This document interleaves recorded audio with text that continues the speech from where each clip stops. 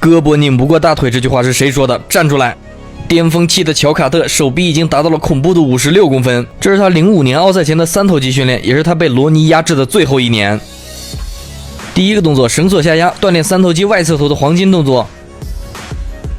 卡特的训练环境就很现代了，比起罗尼的地下铁健身房，这简直就是天堂。但是要我选的话，我肯定选罗尼的健身房，要的就是那种狂野的训练氛围。换成你的话，你会选哪一种？评论区。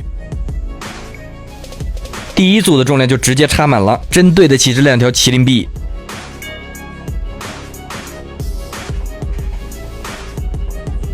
一共完成3组，每组15次。练完之后，3头肌泵感直接拉满。